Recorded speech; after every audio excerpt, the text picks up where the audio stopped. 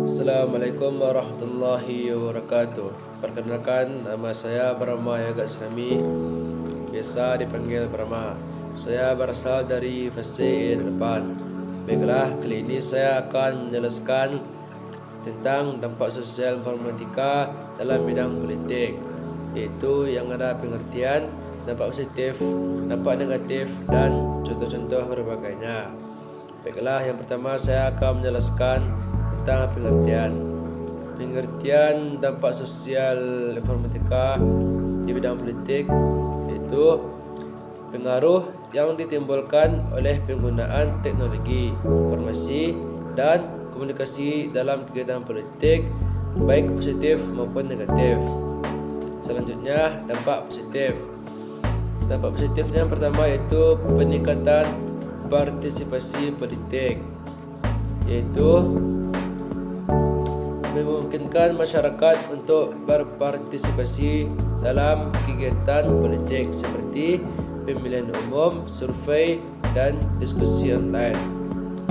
Yang kedua, peningkatan transparansi, yaitu memungkinkan pemerintahan untuk mempublikasikan informasi tentang kegiatan dan kebijakan mereka sehingga meningkatkan transparansi.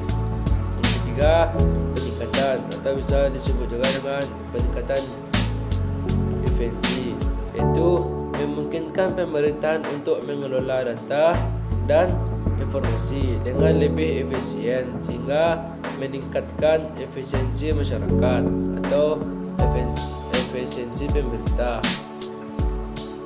Selanjutnya, dampak negatif.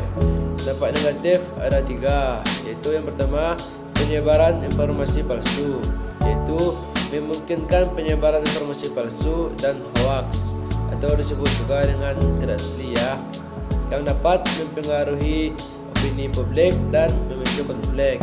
Yang kedua, penggunaan teknologi untuk manipulasi, yaitu dapat digunakan untuk manipulasi opini publik seperti melalui iklan politik yang tidak etis atau penyebaran informasi palsu, sama juga dengan hoax. Yang ketiga, kesenjangan digital, dapat memperlebar kesenjangan antara mereka yang memiliki akses ke teknologi dan mereka yang tidak, sehingga mempengaruhi kesempatan untuk berpartisipasi dalam kegiatan politik.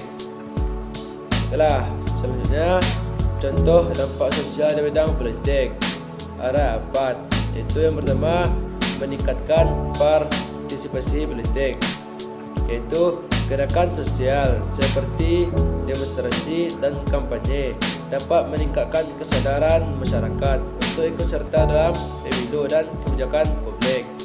Yang kedua, polarisasi dan konflik sosial, yaitu perbedaan ideologi politik dapat menyebabkan polarisasi di masyarakat seperti yang terjadi dalam pemilu pemilu atau disebut juga dengan pemilu atau pemilu di berbagai negara lain. Yang ketiga, perubahan hak sipil dan kebijakan sosial, itu gerakan sosial dapat mempengaruhi kebijakan politik seperti perjuangan hak pilih bagi perempuan yang akhirnya diakui banyak di negara. Baiklah, contoh dampak sosial di bidang politik yang terakhir yaitu reformasi dalam tata kelola pemerintahan. Tekanan sosial dari masyarakat bisa mendorong reformasi politik seperti pemberantasan korupsi atau peningkatan transparansi pemerintahan melalui gerakan anti korupsi.